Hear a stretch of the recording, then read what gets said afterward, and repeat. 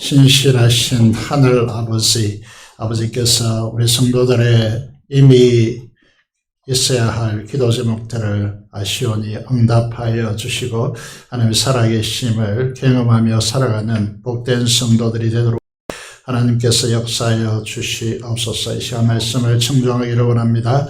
임하여 주셔서 주님의 말씀을 청종하고 우리 각자 개인을 향한 하나님의 음성을 듣는 귀한 은혜의 시간이 되게 하여 주시기를 간절히 손을 드립니다.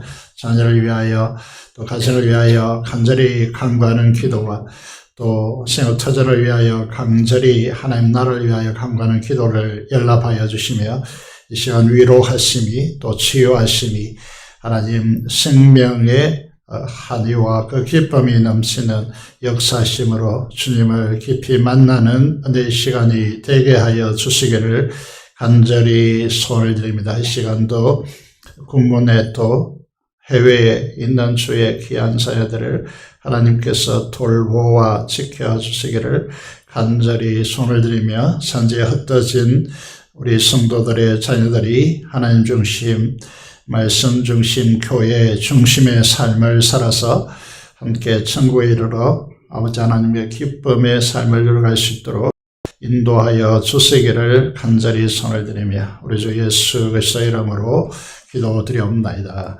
아멘. 하나님의 말씀을 함께 보시겠습니다. 누가복음 10장 25절에서 37절의 말씀을 보도록 하겠습니다.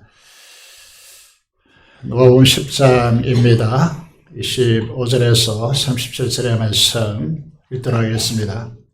어떤 율법 교사가 일어나 예수를 시험하여 이르되 선생님, 내가 무엇을 하여야 영생을 얻으리까? 예수께서 이르시되 율법에 무엇이라 기록되었으며 네가 어떻게 읽느냐? 대답하여 이르되 내 마음을 다하고 목숨을 다하며 힘을 다하며 뜻을 다하여 주 너의 하나님을 사랑하고 또한 내 이웃을 내 자신같이 사랑하라 하였나이다. 예수께서 이르시되 내 대답이 옳도다. 이를 행하라. 그러면 살리라 하시니 그 사람이 자기를 옳게 보이려고 예수께 여짜오되 그러면 내 이웃이 누구니까? 예수께서 대답하여 이르시되 어떤 사람이 예루살렘에서 여리고로 내려가다가 강도를 만나매 강도들이 그 옷을 벗기고 때려 그의 죽은 것을 버리고 갔더라.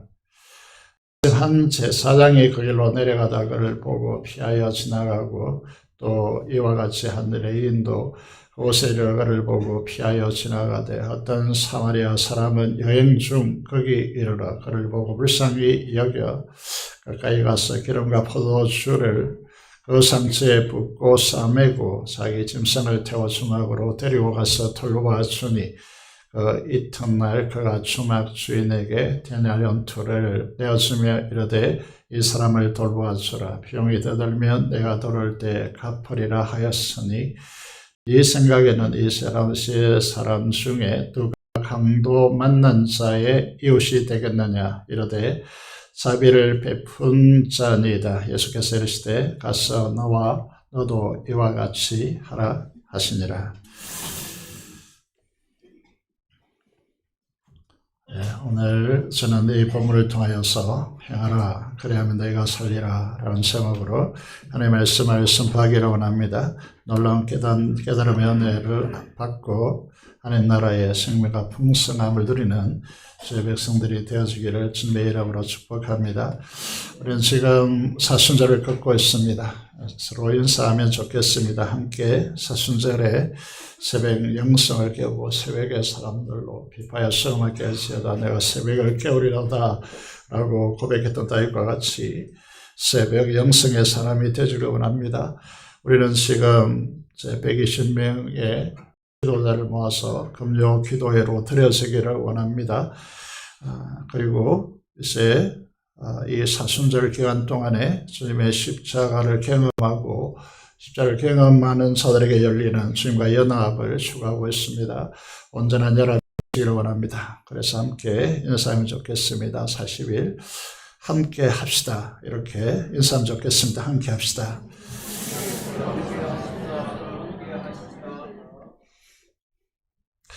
목소리가 좀 좋은 거 보니까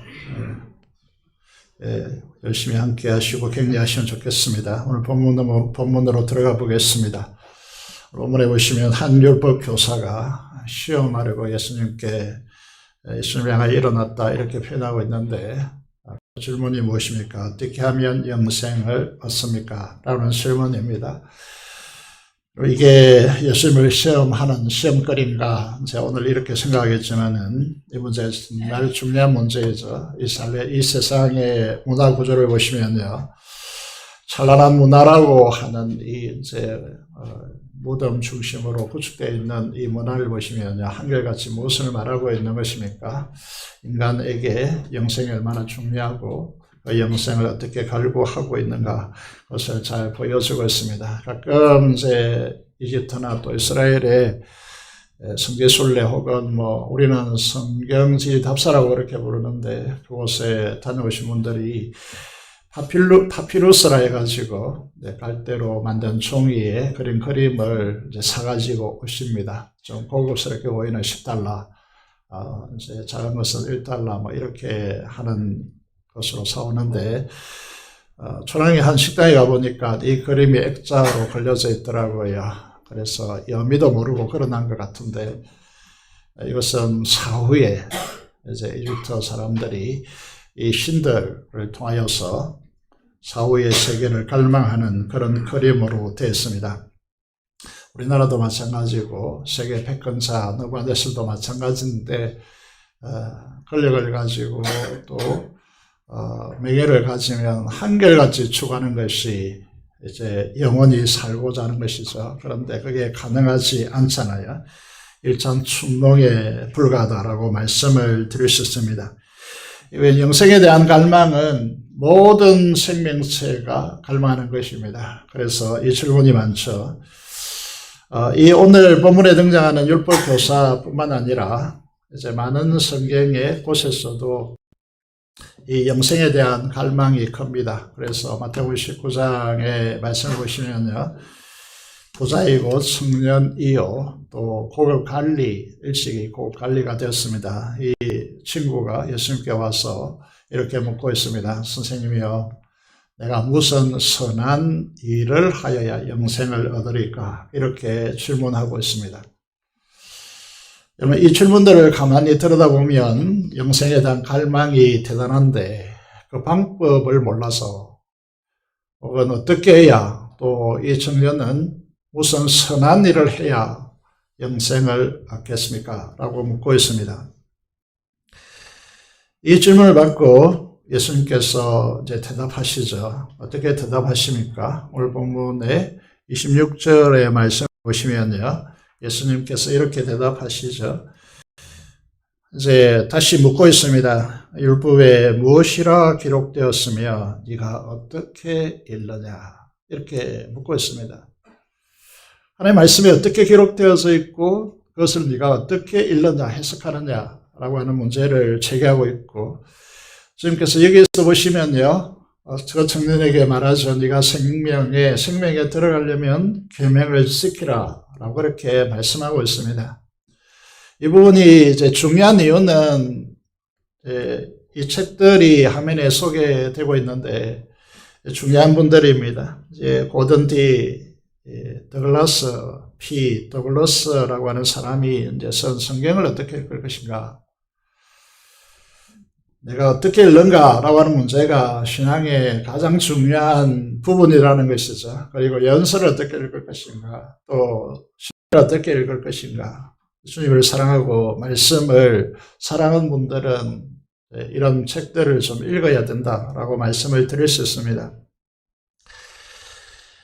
율법 교사의 이 질문에 대하여서 예수님께서 27절의 말씀을 보시면요, 네가 예수님께서 묻고 있죠. 이 율법 교사에게. 율법 교사라는 말은 오늘날로 말하면 한 신학대학원, 조직신학 교수다 이렇게 말할 수 있는 그런 사람들이고, 성경에 잘 알고 있는 목회자, 수도인자 이렇게 말씀을 드릴 수 있습니다. 그래서 네가 무엇이라 기록되었으며 어떻게 읽느냐라고 하는 이 질문에 대해서 27절의 말씀을 보시면요. 율법 교사가 어떻게 대답하고 있습니까? 이거 보시면 너무나 잘 알고 있죠. 우리도 이 마음을 그리고 목숨, 힘, 뜻을 다하여서 주 너희 하나님을 사랑하고 또한 내 이웃을 자신과 같이 사랑하라 하였나이다 라고 말하고 있습니다.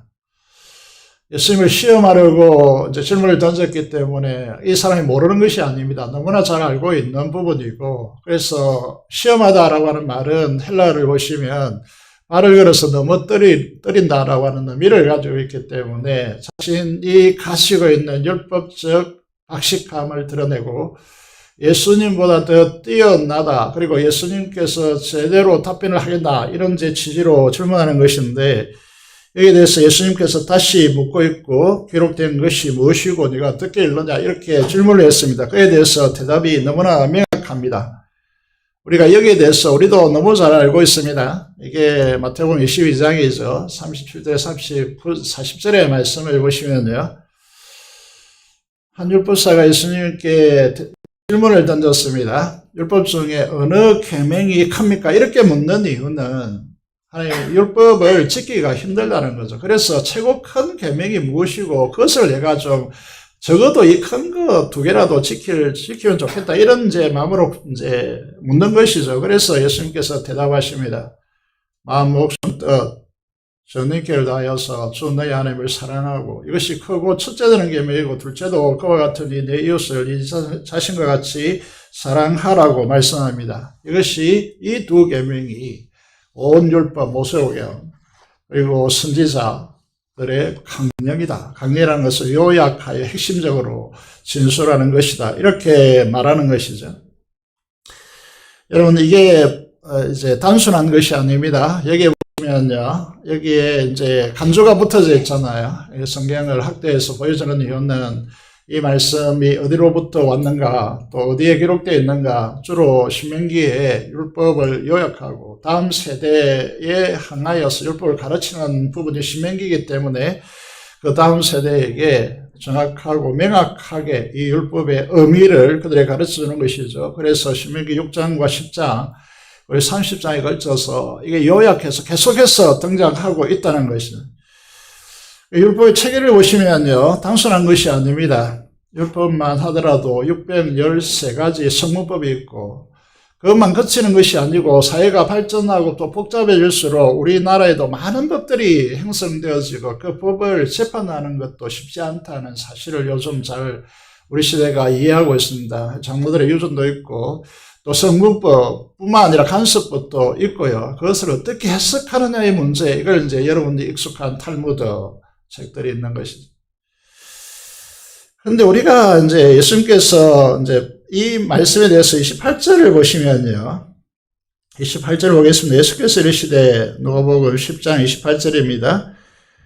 율법사의 이 대답에 대해서 네 대답이 옳도다. 이를 행하라. 그러면 살리라. 라고 그렇게 말씀하시고 계십니다. 여러분, 이 말씀을 보시면요, 우리가 그냥 지나쳐 읽다 보면 이게 이상한데 우리에게 걸리기 시작하고 있습니다. 걸리기 시작하겠죠.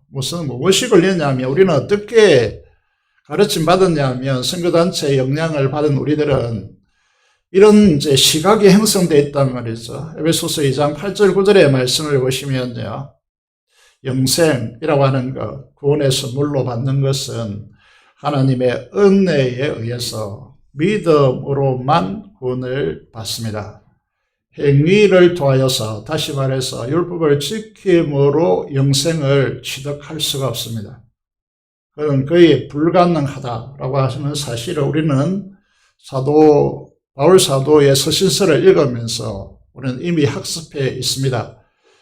감정점이 이제 갈라디아서 2장 16절인데 한번 보시면요, 사람이 어렵게 되는 것, 어렵게 되어서 영생을 얻는 것은요, 율법의 행위로 말미암음이 아닙니다.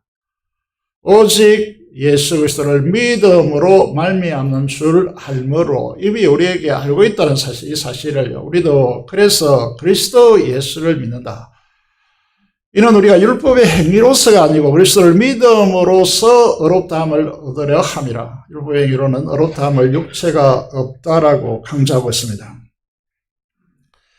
그런데 주님께서 율법에 무엇이라고 기록되어 있으며 너는 그 부분을 어떻게 읽느냐라고 하는 부분에 대해서 전 인격을 다하여 하나님을 사랑하고 이웃을 내 몸과 같이 사랑하라고 말씀했습니다. 라고 말합니다. 그런데 지식적으로 너무나 선명하고 분명하고 그 핵심을 찾고 있습니다. 율법 교수답습니다. 율법 교사답습니다. 그런데 예수님께서 지금 하고 있는 말씀이 무슨 말씀일까요? 라고 하는데 이제 핵심이 있습니다. 28절을 다시 한번 들여다보시면요. 네 대답이 옳다라고 말하고 있습니다. 무엇이 옳을까요? 우리가 기본적인 관점을 가지고 있는 바울 사도의 관점을 보면 이게 틀린 말인데 왜 옳다라고 할까요? 그리고 이를 행하라고 그렇게 말씀하시고 그러면 살리라고 하는데 이 산다라고 하는 말이 무슨 말일까요? 주님의 대답이 얼마나 엄청난 말이 되는지 우리는 알아야 됩니다. 이게 네가 정확히 율법의 참된 의미와 지식을 그렇게 확보하고 있다면 이를 행하라고 하십니다. 율법을 지식적으로 받아들이는 율법 교사에게 그것을 행하라고 도전하고 있는 것이죠. 그러면 살리라고 합니다. 이 산다는 말은 이렇게 말씀드릴 수 있습니다. 영생을 획득하는 것은 율법을 지킴으로써 획득하는 것이 아니라 이건 하나님의 선물이고 예수 그리스도를 믿음으로만 획득되는 것이다. 영생을 가진 자들은 그 영생이 어떻게 우리 삶에 영생의 삶이 구가되는가 하면 좀 더 바꾸어 설명하면 하나님의 나라라고 하는 의와 평강과 희락의 이 하나님의 영생의 나라가 우리에게 어떻게 피어나느냐 하면 경험되느냐 하면 그건 말씀의 순종을 통해서 경험되어진다. 이해가 되십니까? 정확하게 이제 말씀하고 있습니다. 주님께서 이 말은 무슨 말일까요? 네 대답이 옳다라고 하는 부분을 먼저 생각해 보겠습니다. 예수님이 율법 교사의 대답에 대해서 어떤 부분을 동의하느냐라고 하는 부분인데 오늘날 이 한국 사회에도 마찬가지인데 한번구는 영원한 구원이다고 그러고 뭐 아무렇게나 살아도 도덕적인 제재 이런 부분에 대해서 제어식 없고 이렇게 한국에 엉망진창이 됐거든요. 코로나 터지기 이전에 한번구는 영원한 구원이 맞나라고 하는 이 문제가 제기되었고 한국교회를 주도했던 신학자들이 이게 뭔가 문제가 있다 이렇게 보기 시작한 것이죠. 그러면서 코로나가 터졌고 이 부분이 잠재워졌습니다. 이제 우리는 이제 이 부분을 다시 끄집어내어서 이 부분을 정확히 보셔야 된다라고 말씀을 드릴 수 있습니다. 하나님 계명을 크게 보면 두 가지로 구성되어 있습니다. 이 부분에 대해서 아주 잘 설명하고 있는 학자가 있습니다. 이게 이제 바울 신학이라고 하는 책을 지은 헤르만 리데보스라고 하는 분인데 하나님의 계명은 크게 두 부분으로 분류되어 있다 이렇게 설명합니다. 하나는 직설법인데 비행의 문제입니다. 이 부분은 너희는 무엇이다 라고 하는 것으로 설명되어집니다. 너희는 하나님의 자녀이다. 이거는요, 우리가 하나님의 자녀라는 것은 우리 노력해서 하나님께서 요구하시는 수준에 도달했기 때문에 그런 지금부터 하나님의 자녀를 인정해 줄게 이런 게 아닙니다.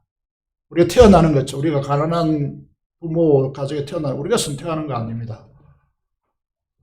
하나님께서 선물로 태어나게 하셨고 하나님의 자녀가 되었습니다. 이 하나님 자녀가 되었다는 말은 몇 가지 특징이 있는데 하나는 영생을 갖다라는 말이고요. 하나님의 자원을 공급받고 하나님의 영광을 부여받았다. 이런 엄청난 이야기가 성경에서 전개되어 있습니다. 이게 비행의 문제거든요. 너희는 왕같은 제사장이 될 것이다. 이렇게 하지 않습니다. 너희는 왕같은 제사장이다. 이렇게 규정합니다. 여러분, 노력에 의해서 무엇을 결정되어지는 것이 아니라는 거죠. 이걸 잘 들어야 되는데, 이걸 이제 잘못 이해하면요, 율법을 통해서 막 노력해서 그런 수준에 올라야 하나님께서 비로소 이게 인정해 주겠다. 이렇게 가면요, 굉장히 신앙이 피곤해지죠. 그래서 너희는 세상의 소금이 되라, 소금의 빛이 되라고 하지 않습니다. 성경을 잘 읽어야 되는 부분이 너희는 세상의 소금이다, 세상의 빛이다 라고 말합니다. 그러면 그 빛을 어떻게 드러낼 것인가의 문제는 계명의 문제입니다. 율법의 문제라는 것이죠. 이 부분을 잘 이해하셔야 되거든요. 그래서 직설법은 우리의 존재다움입니다. 하나님의 자녀다움, 왕같은 제사장다움, 왕같은 제사장이다. 우리의 존재를 부각시키는 것입니다. 너희가 누구인지를 끊임없이 하나님께서 말씀을 통하여 말씀하시는 것이죠. 그러면 그답게 사는 것은 명령법입니다. 하라 하지 말라라고 하는 것이죠. 너 다음의 삶을 살라라고 하는 것입니다. 이렇게 계명 구성되어 있습니다.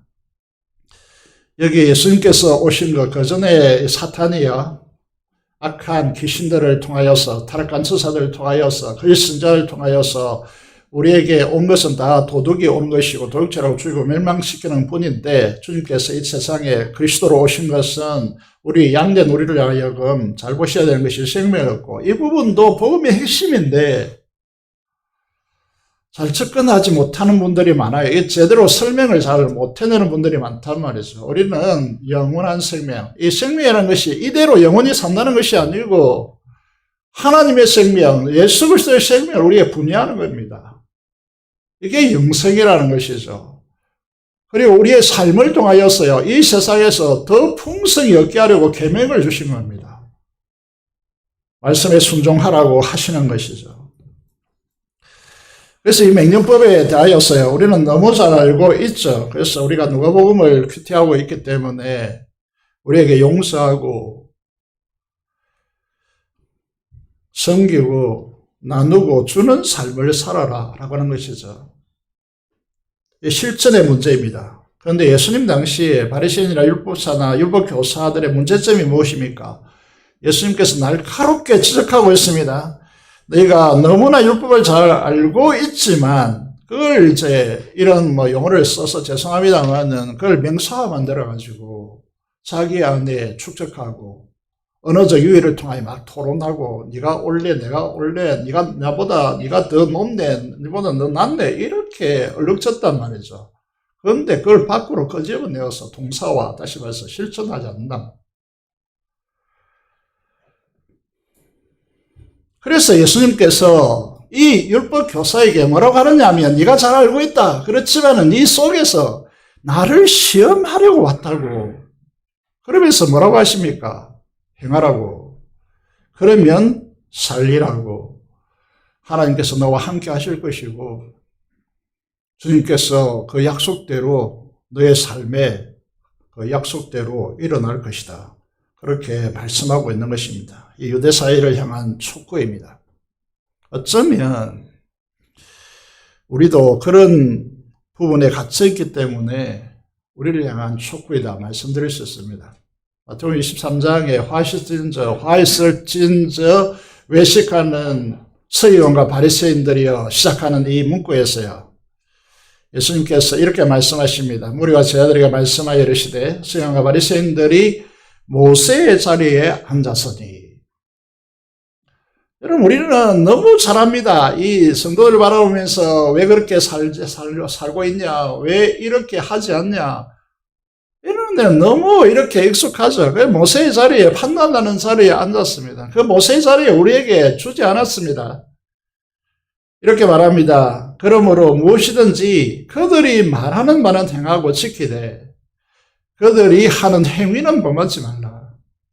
그들은 말만 하고 행하지 아니하며. 이렇게 됐습니다. 여러분, 우리가 지난번에 설교했습니다만은 바리새인 시몬이라고 하는 이 인물이 예수님을 집에 초대했을 때 어떻게 했습니까? 예수님을 존중하지 않고 손발 씻을 물도 주지 않고 수건도 주지 않고 완전히 패망하고 이 율법적 토론을 통해서 자기를 높이려고 하는, 명사적으로 자기 안에 가두어 가지고 말이죠. 내가 옳리 너가 옳리 이렇게 시간을 보내고요. 하나도 실천하지 않는 이런 유대 사회를 만들었단 말이죠. 그래서 오늘 한국 교회도 비슷합니다. 예수님께서 말씀하십니다. 이 말씀이 무슨 말씀입니까? 사랑을 지식 속에 가두지 말고 행함으로 드러내라는 것입니다. 그러면 어떻게 하겠다는 것이죠. 핵심이 이제 요한복음 14장 21절 외우고 있죠. 주님의 계명을 지키는 자라야. 지키지 않는단 말이에요. 명사회에서 자기 안에 가두어 있지 지키지 않는단 말이에요. 지키는 자라야 나를 사랑하니 나를 사랑하는 자는 내 아버지께 사랑을 받을 것이요 나도 그를 사랑하여 그에게 나를 나타내리라. 주님이 내가 주님을 믿고 있는데 주님이 살아계시는가? 주님이 나와 함께 하시는가? 이게 오리무중에 빠지는 이유는 계명을 지키지 않기 때문이에요. 계명을 지키면 주님께서 우리에게 나타나신다고 나를 나타내리라고 그렇게 약속하시고 있기 때문이죠. 우리에게 최고의 계명은 주님의 십자가의 사랑으로 내가 너희를 사랑한 같이 너희도 서로 사랑하라고 하는 말씀입니다. 모든 하나님의 계명은 여기에 다 지약되어져 있습니다. 여러분, 주님이 우리를 사랑하시고 우리 주님을 사랑하시고 사랑하는 주님이 나에게 나타나는 이것보다 더 행복한 삶은 어디에 있겠습니까? 여러분, 이 지키지 않는 것에 대해서 예수님께서 이제 말씀하시죠. 완전히 이 예수님을 시험하려 온 이 율법사가 뭉개집니다. 자존심 상하는 부분이죠. 그게 끝이지 않습니다. 19절을 진입해 보겠습니다. 어떻게 합니까? 자신을 옳게 보이려고. 무시당하면 어떻게 하죠, 우리가? 특히 이제 이게 지식층들은요, 무시당하면 지상 논쟁까지 벌여서 자기의 정당성을 입증하려고 하죠. 자신을 옳게 보이려고 질문합니다. 이 톤을 통해서 예수님을 우월하고 모욕 주려는 시도는 실패했고요. 인정하고 싶지 않는 것이죠. 그래서 계속해서 자기를 드러내고 싶은 마음으로 예수님께 질문합니다. 중요한 말입니다. 굉장히 단순하게 이렇게 기록해 나가는 것 같지만은요, 엄청난 깊이가 흐르고 있습니다. 그러면 율법 교사가 말합니다. 예수님께 내 이웃은 누구입니까? 이 율법 교사의 이 질문을 통하여서 이제 찾아보시면요, 두 가지 문제를 안고 있습니다. 예수님은 이제 우리에게 너무 잘 익숙한 사마리아인의 선한 사마리아 비유라고 하죠. 그래서 저희 교회도 목사님이 수고하고 계시지만은 선한 사마리아 이웃 이런 선교회가 있습니다. 이걸 보시면요, 이게 비유 잘 알고 있죠. 제사장과 레인을 지나쳤다. 그런데 사마리아에 있는 돌봤다. 이게 이제 비유의 핵심이죠. 이 비유를 마치시고 난 뒤에 36절을 보겠습니다. 36절을 보시면요, 이 세 사람 중에 제사장 레인 선한 사마리아인 중에 누가 감동 만난 자의 이웃이 되겠느냐라고 묻고 있습니다. 이 질문 속에 자기를 옳게 드러내려고 내 이웃은 누굽니까? 내 이웃은 누굽니까? 라고 하는 이 질문이 그 내면의 세계가 너무 적나라하게 드러나고 있다는 거예요. 이게 보이십니까?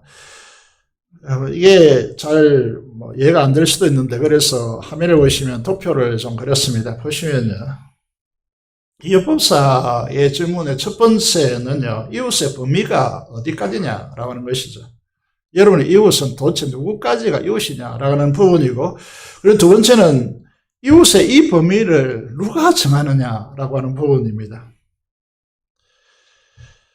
이렇게 되면요, 이 율법 교사와 유대사회, 바리새인을 중심하는 이 유대사회는 하나님의 계명을 지킬 수 없는 구조를 가지고 있는 거예요. 이 사람들은 절대로 하나님 계명을 지킬 수가 없는 구조예요.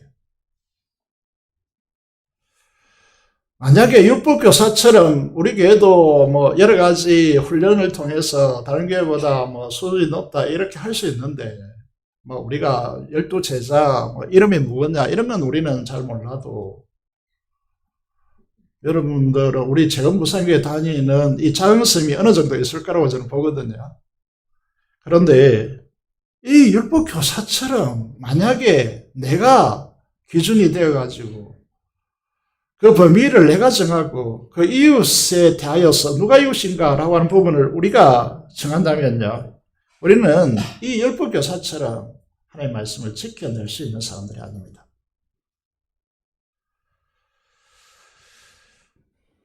왜 그렇습니까? 자기 기준과 자기 형편을 따라서 이웃을 사랑한다고 하면 될 것 같지만 이미 그건 사랑이 아닙니다. 사랑할 수가 없어요. 사랑을 실천할 수가 없게 되어버립니다. 이게 바리새인과 서기관과 율법교사가 가진 치명적인 문제입니다. 그리고 우리의 문제라고 하는 것이죠. 가장 중요한 형제와 이웃을 사랑하라고 하는, 여러분 요한일서를 우리가 들여다보시면 요한일서 3장 4장을 딱 들여다보시면요, 형제를 사랑하지 않는 사람은 하나님을 할 수 없다 이렇게 딱 못 박아요.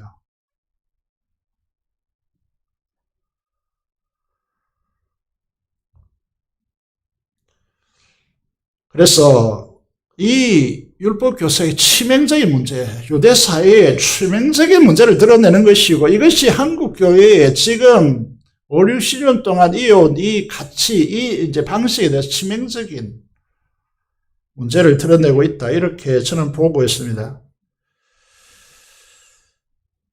예수님의 선한 사마리아 비유의 말씀 무슨 말씀입니까? 바리새인과 제사장 그리고 율법교사들이 사랑을 정의하고 성경에 있는 사랑의 핵심을 자기들이 붙잡고 파겠다라고 가장 탁월한 방식으로 읽어낸다라고 생각합니다.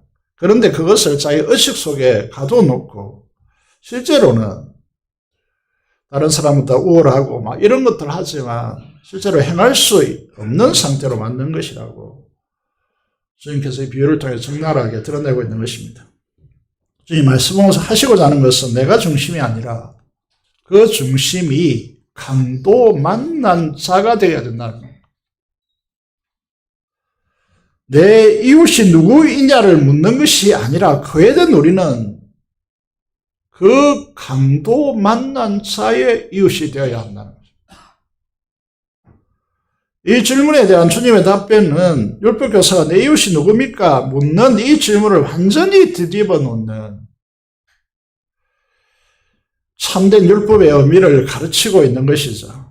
당시 최고의 율법학자로 유대 사회에 율법을 가르치는 이 교수진, 그리고 그 유대 사회의 치명적인 노릇을 주님은 지적하고 있습니다. 다시 말하면 이 나에서 강도 만난 자로 패러다임이 전환해야 계명이 지켜진다는 겁니다. 만약 우리가 이 율법학자, 율법교사의 이 오류에 빠져 있다면 우리는 지금 하나님의 말씀을 실천하는 자들이 아닙니다. 말씀을 지키고 있는 자들이 아니에요. 여러분, 내 중심, 내 상황, 내 기준, 내 가치에 따라서 행하기 때문에요. 그 사람, 강도 만난 자의 그 상황과 전혀 매치가 안 되는 겁니다.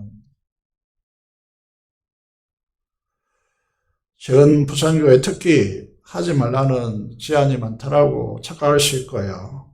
우리는 진리의 좁은 길을 걷는 교회라고 말할 수, 그렇게 생각할 수 있습니다. 그것을 최고의 자랑거리로 여길 수 있습니다. 그런데 만약에 우리가 이 율법 교사가 가지고 있는 이 패턴, 이 구조를 가지고 있다면요, 우리는 하나님을 사랑한다면 내 형제를 사랑하는 것으로 나타나야 된다 라고 하는 요한일서의 말씀대로 우리는 주님의 십자의 사랑으로 네 형제를 사랑하라 라고 하는 이 말씀을 하나도 지켜낼 수 없게 되어질 것입니다. 사랑 없는 교회라는 것이죠.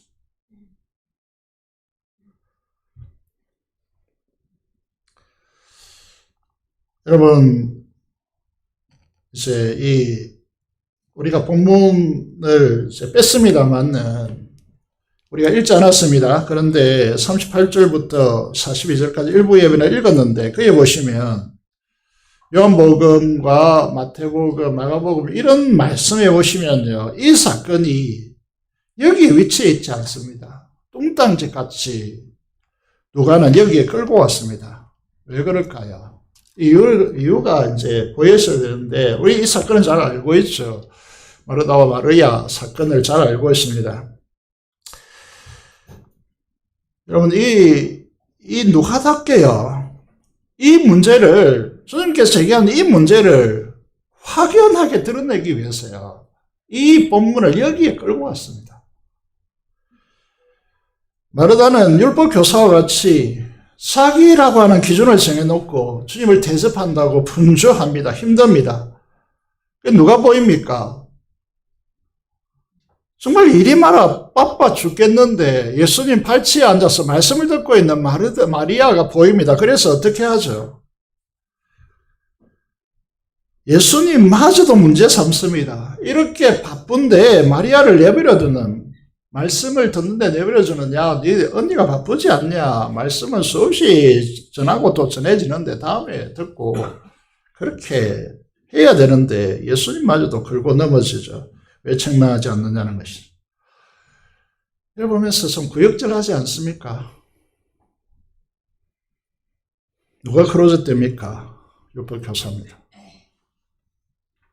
자기가 범위와 기준을 정하는 이 율법 교사의 문제예요. 동시에 우리의 문제가 보여야 됩니다. 그런데 마리아는 어떻게 합니까? 자기가 기준이 아닙니다. 그 초점을 주님께 맞추죠. 그래서 주님의 발치에 앉아서 주님의 말씀에 집중합니다. 주님의, 왜 발치에 앉습니까? 주님의 표정과 몸짓과 눈빛을 보기 위해서입니다. 이걸 이제 우리는 갱청이다, 공감자 갱청이다, 이렇게 말하는 것입니다. 그 결과가 무엇입니까? 저희들마저도 외면한 주님의 십자가를 위해서 자신의 전부인 순전한 나드 향유 옥합을 곁들여서 주님의 머리에 붓고 흘러내리는 그 향유 발에 적시고 저희 머리털로 발을 씻음으로써 주님의 십자가의 향기를 온 집안에 드러내고 복음이 전해지는 곳마다 이 여인의 행위가 드러나서 칭송받게 될 것이다. 진정한 헌신이 무엇인지, 진정한 순종이 무엇인지 우리에게 잘 보여주고 있습니다. 예수님 비유를 보십시오. 이 비유를 딱 듣다 보면 주님의 이 비유가 우리 삶 안으로 훅 들어옵니다. 세상과 레위는 왜 강도 만난 자를 보고도 지났었을까요? 민수기 19장에 보시면 잘 알겠지만은 성전을 섬기는 이 제사장과 레위는 시체를 만지면 안 됩니다. 시체를 만지면, 죽은 자를 만지면 안 되거든요. 만지는 순간 그는 부정하게 되어지고 일주일 동안 그 성막을 섬길 수 없고요. 정결 의식을 일주일 동안 가져가야 되는데 이걸 어기면 제사장뿐만 아니라 제사장 직을 수행할 수 없고 이스라엘의 언약 백성 중에서 끊어지리라고 율법에 하나님께서 규정해 놓았습니다. 그런데 문제는 무엇입니까? 실상은 무엇이죠? 그의 죽게 되었지만은 죽은 자가 아닙니다. 목숨이 아직 붙어 있죠. 돌보지 않으면 이 밤을 넘기기 힘든 강도 만난 자를 피하여 보고 그냥 피하여 지나갔습니다. 왜 그랬을까요? 고통받고 신음받고 도움이 절실히 필요한 사람인데 여러분 이게 낮에는 40도 오르지만 밤에는 20도 내려가기 때문에 기온이 20도, 10도 이상 차이 나도 견딜 수 없거든요. 방치하면 죽습니다.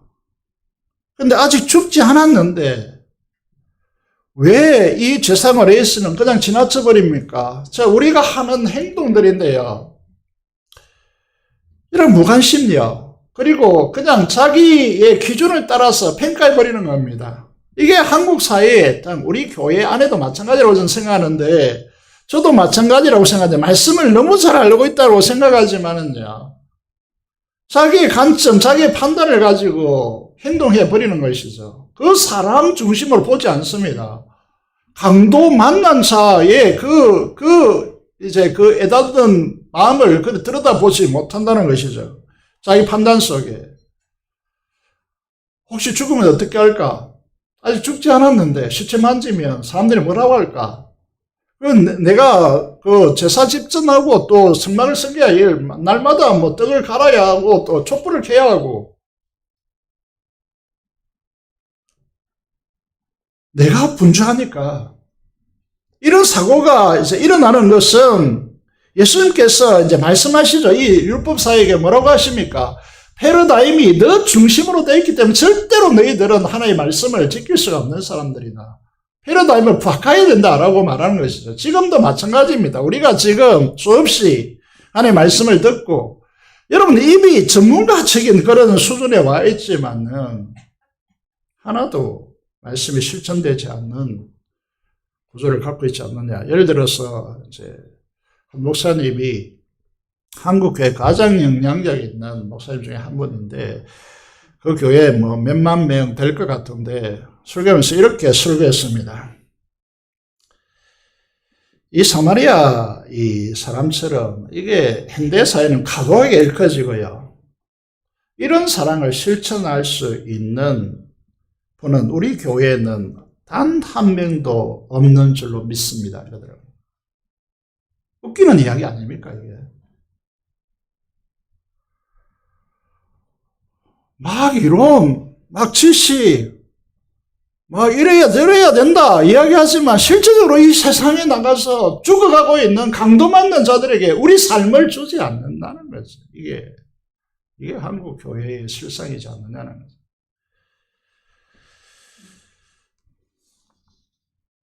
사순절입니다, 지금.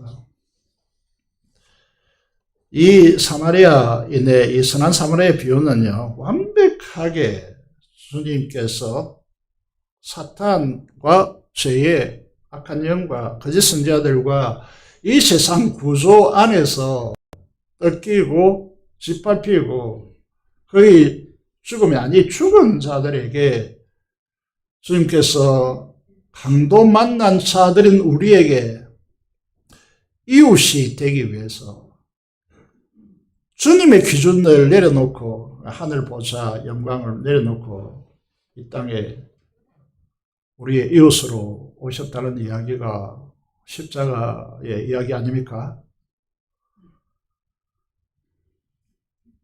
요한복음 8장 48절의 말씀을 보면요.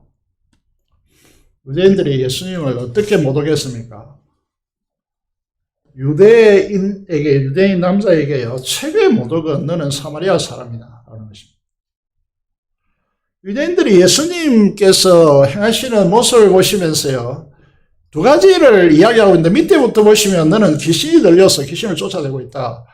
라고 하는 이야기를 하고 있고요. 그리고 두 번째는 위에 보시면 너는 사마리아 사람이다.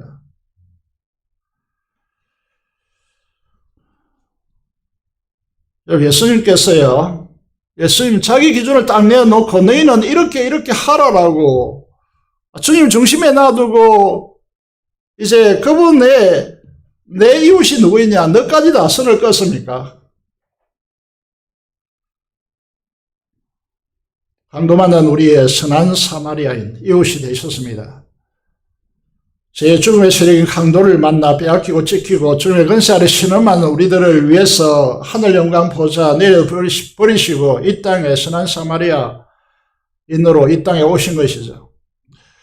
강도 만난 자의 이웃이 되어서 이 사마리아 이 사람이 자기 여행을 위해서 준비한 기름과 포도주를 상처에 부어 씻겨내고 치료하고 싸매어주고 자기가 타던 말, 이게 이제 사마리아인이 부여했다면 말을 탈 것이고, 탔을 것이고, 가난하다면 나귀를 탔겠죠. 근데 거기에 자기가 여행을 오랫동안 해야 되죠. 지치기 쉬운데, 거기 자기 말에, 자기 나귀에 태우고, 이제 주말까지 가서 돌봐주고,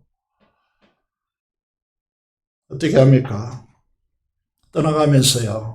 그 다음 날이 되어서 떠나가면서 2데나리온을 줍니다. 2데나리온 요즘 말하면 한 50만 원 될 것 같은데 돈을 주면서 돌봐주고 돌아올 때 필요하다면 더 주겠다라고 이야기하는 거죠. 주님께서 어떻게 우리에게 사마리아인 이웃이 되셨습니까? 십자가에 흘리신 보혈로 우리의 더러운 죄를, 죄책감을, 허물과 상처를 씻어내셨습니다. 보혈의 권능으로 죽음의 지배에서 우리를 벗어나게 했죠. 그리고 주님은 그것으로 끝낸 것이 아닙니다. 우리에게 영생과 영광을 선물하시고 하나님이신 성령을 보내주시고 거룩한 하나님의 나라를 살게 하시는 은혜를 베푸신 것입니다. 그리고 우리를 최고의 자리, 우리같이 천하고 제약투성인 우리들을 하나님의 영광의 보좌 우편의 자리로 주님과 함께 안침받은 자리로 우리를 이끌어내신 것이죠. 이게 우리가 받은 상처, 강도로 상처 입은 우리가 받은 이웃의 사랑입니다. 이웃이 되시는 사마리아인이 되신 예수 그리스도의 사랑이란 말이죠. 그런데 우리가 지금 어떻게 하고 있습니까? 제사장과 레인처럼 하고 있지 않습니까? 자기 안에 갇혀놓고 자기 안에 가둬놓고 실전이 없는, 실전하라 그러면 율법이라 그래버리고 복음과 율법을 오해하고 있다 이 말이죠. 사는 작은 부산교회 성도 여러분, 여러분들은 어느 교회보다 진리를 잘 안다라고 할 수 있습니다. 그것이 돋보일 수도 있습니다. 그것에 대해서 우월성을 가지고 있을 수 있습니다. 자기의 지식과 의식 속에 그것을 만약에 가두고 자기 중심으로 기준점을 삼고 자기 우월성을 위해서 하나도 형제와 이웃을 사랑하는 그 형제 중심으로, 그 이웃 중심으로, 그 형편 중심으로 그들의 이웃이 되려고 하지 않고 나를 중심에 딱 세워놓고 내가 여유 있으면 좀 해볼게. 이거는 계명을 실천할 수 있는 상황이 아니고 그런 교회에 주님께서 함께 할 수 있는 교회도 아닙니다. 만약에 우리가 자기를 기준점으로 세워놓고 내가 이웃을 정하고 내 형편이 되면 하는 방식으로 성령 하나님 펼치시는 역동성과 사랑의 하나님의 풍성한 나라로 순종함으로 드러내지 않는다면 우리 교회는 지탱할 수가 없습니다. 미안하지만 이 세대가 어른 세대 끝나면 우리도 끝나집니다. 이게 재건교회의 상황일 수 있습니다. 한국 교회가 얼마 가지 못할 수 있습니다. 이게 정신 차려야 합니다. 복음 진영 쪽도 보수진도 진보주의 쪽 어느 진영이든지 간에 이제 하나님의 말씀 안으로 들어와야 됩니다. 오늘 우리가 너무나 익숙하고 너무나 가볍게 넘길 수 있는 것이지만 진리의 오묘함이 여러분에게 드러나기를 원합니다. 여러분 패러다임을 변화시켜야 됩니다. 자기 중심의 패러다임을 가지고 있는 한 우리는 형제사랑 절대로 실천할 수 없습니다. 이걸 알아야 됩니다. 자기 중심을 딱 중심에 묶어놓고 하나님의 말씀들 대부분 사랑 이런 것들이 다 추상명사하고 명사들이라고 그렇게 착각하는데 하나님의 형상 이것도 명사가 아닙니다. 형상대로 동사화되어 있습니다. 실천하지 않는 신앙은요, 그건 신앙이 아닙니다. 더 이상. 그런 의미에서 여러분 강도 만난 자를 중심에 놓고 그들의 이웃이 되는 패러다임으로 변화시켜야 한국 교회가 교회다워질 수 있습니다. 왜 욕먹습니까? 자기 중심에 놓았기 때문입니다. 우리 주변의 삶을 왜 계속 잃어갑니까? 그 이유가 바로 여기에 있지 않습니까? 이 부분을 잘 보셔야 되거든요. 마지막으로 이런 말을 하고 마무리 짓기를 원합니다. 여러분 joy라고 하는 영어 단어가 있습니다. 그래서 행복한 삶이라는 것은 기쁨의 삶이죠. joyful life라고 할 수 있습니다. joy라는 단어를 보시면요. 여러분 행복한 비결은요. 여기에 있습니다.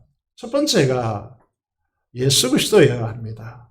나는 죽고 내 안에 예수 그리스도께서 사는 사람이 되는 것. 이게 제자원리의 핵심이지 않습니까? First Jesus여야 합니다. 다른 것이 첫 자리에 오면 절대로 행복할 수가 없습니다. 두 번째가 보통 you라고 당신, 자신이라고 생각하는데 이 기준점을요. 자기에게 두면 안 됩니다. second, 둘째는 뭡니까? 형제와 이웃입니다. 아들이라는 것입니다. 이 가치가 여러분에게 형성되지 않으면 우리 교회는 절대로 행복할 수 없습니다. 무슨 일을 어떻게 하든지 간에 행복할 수가 없습니다. 세 번째, 그래도 여유가 있으면 자신을 돌아보라는 것이죠. 이게 순서가 거꾸로 가죠. 첫 번째 자기 놔두고, 두 번째 내 주변의 가족, 내 주변의 사람 생각해보고, 그래도 여유가 있으면 Jesus, 예수 그리스도 한번 생각해보고 이는요 망하자는 것입니다. 불행한 길을 걷는 것이죠. 사랑하는 세연부산교회 성도 여러분, 이제 우리는 율법, 진리, 우리가 가지고 있는 지식 이런 것 좀 자랑하지 말고 그것을 자기 안에 갖추어서 네가 올래 내가 올래 수근거리지 말고 율법을 행할 수 있는 사람이 되어야 됩니다. 그 행할 수 있는 사람이 된다는 것은 강도 만난 자를 우리의 중심에 놓고 그를 둘러싸고 우리가 그들의 이웃이 되어야 하고 우리 자신도 그렇고 우리 교회도 그들의 이웃이 되어야 합니다. 이게 교회입니다. 근데 내가 내 기준으로 은혜 받았나라니 이런 교회가 더 이상 될 수 없습니다. 계명을 순종할 수가 없는 거예요. 이 사실을 보면서요, 우리 모두는 강도 만난 자의 이웃이 되는 교회, 성도들이 되어서 이걸 행하라 그러면 살리라고, 그걸 행하는 곳에서 순종하는 곳에서요 하나님의 나라를, 주님께서 살아계신 하나님의 나라를 경험할 수가 있게 되는 것이죠. 그래야 우리가 행복해지는 것이고 우리에게는 이 시대에서 하나님께 놀랍도록 쓰임받는 교회가 될 것입니다. 모든 사고를 자기 중심에서 사고하는 걸 거치십시오. 전환시켜야 합니다. 그래서 여러분이 행복한 주의 복된 성도들이 되시기를 주님의 이름으로 축복드립니다. 기도를 드리겠습니다. 하나님, 행하라 그러면 살리라고 하는 이 하나님의 말씀에 순종할 수 있도록 도와주시고 우리의 중심을 예수 그리스도로 바꾸고 형제를 사랑하는 자로 세울 수 있도록 도와주시고 서로 사랑하면 하나님께서 우리를 놀랍도록 축복하시고 사랑하시고 풍성한 삶을 누리게 하겠다고 약속하시는 이 말씀을 따라 살게 해주시고 민족의 복음과 통일과 발전의 선교사를 위해서 하나님성으로 기도하겠습니다. 살아계신 아버지 하나님 은혜를 감사합니다. 하나님께서 우리를 사랑하여 주시고 은혜 베푸심으로 인하여 진심으로 감사를 드립니다. 우리로 하여금 사탄이라는 강도 만난 이웃을 향한 긍휼과 사랑으로 하나님의 품을 수 있도록 주께서 역사하여 주시고 이 민족 복음과 위하여 헌신하게 하시며 이 지역 사회를 보호하는 데 헌신할 수 있도록 도와주시고 아버지 통일과 파생의 선교사를 통하여 아버지 일하여 주시고 속기 통일을 허락하여 주옵소서. 우리 주 예수 그리스도의 이름으로 기도드리옵나이다. 아멘. 찬송가 197장 1절 3절 4절 하시면서 준비한 대로 헌금하도록 하겠습니다.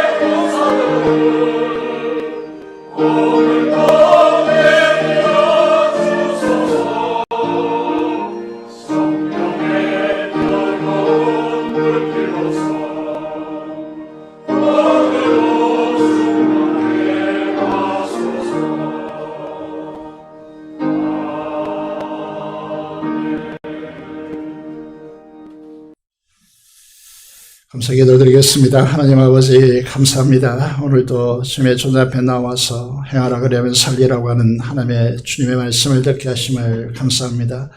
우리의 중심 패러다임을 변화시키게 하시고 하나님 아버지 우리 중심적 사고가 아니라 주님으로 또 다른 사람을 위하여 강도 만난 자의 이웃이 우리 교회가 되도록 우리의 삶을 우리의 패러다임을 변화시켜서 이 지역사회와 조국교회에 하나님께 쓰임받는 교회로 발돋움할 수 있도록 우리를 축복하여 주시옵소서. 주님과 11조 목적을 따라 헌신한 주의 귀한 자녀들에게 두 손으로 축복하여 주시고 비전센터를 위해 헌신하는 모두들의 그 헌신에 하나님께서 두 손들어 축복하여 주시옵소서.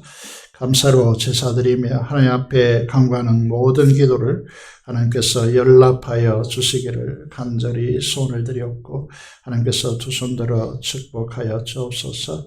감사를 드리며 우리 주 예수 그리스도 이름으로 기도드리옵나이다. 아멘.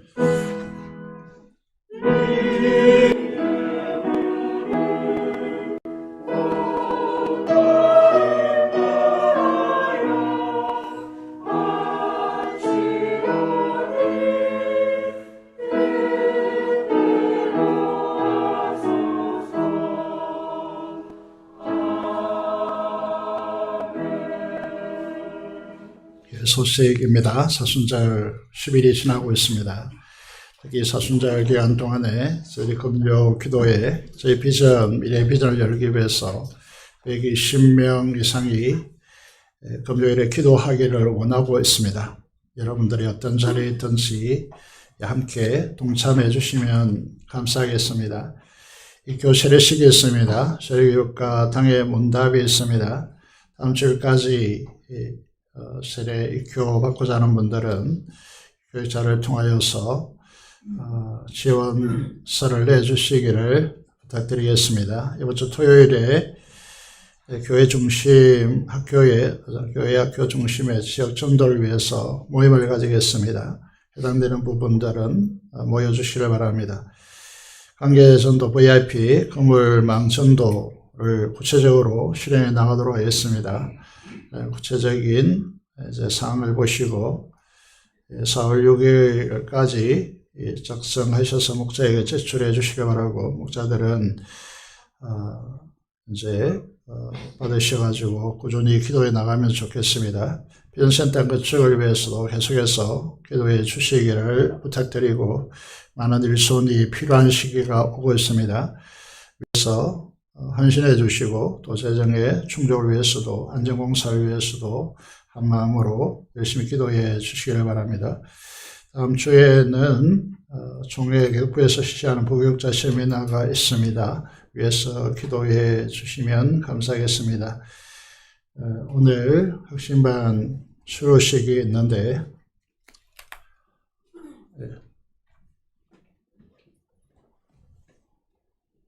성도님 앞으로 나오시겠습니다. 감사합니다.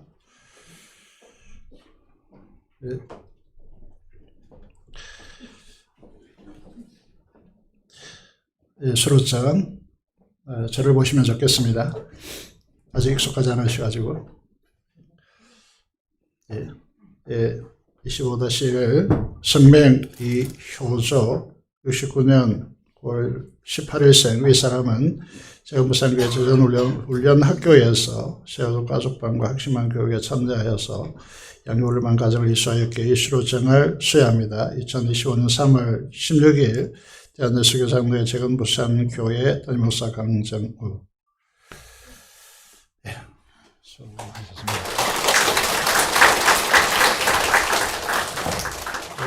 최고의 선물인 성경도 24 드리도록 하겠습니다. 감사합니다. 학신반 감사합니다. 수고하셨습니다. 다시 한번 인사할 때 큰 박수로 환영하도록 하겠습니다. 감사합니다. 감사드립니다.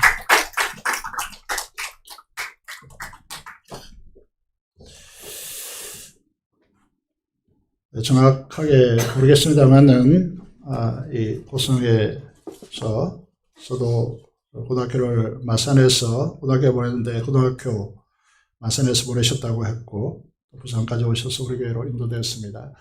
그래서 전도하시는 분과 새가족반 그리고 학신반 교육에 너무나 수고 많이 하셨고 또 즐거운 마음으로 또 성실히 신앙에 임하고 기뻐하는 모습을 보는 것이 우리 교회 모두의 행복이라고 생각합니다. 그동안 너무 감사를 드립니다. 이제 광고에 나오지 않았지만 우리 전수환 형제 오늘 이제 우리 교회 예배드리고 평택으로 취직하여 간다고 합니다. 위해서 기도해 주시고 빨리 마음에 품은 비전들이 성취되어지도록 위해서 기도해 주시면 감사하겠습니다. 다 같이 일어나셔서 선송가 2장 선송 드리겠습니다.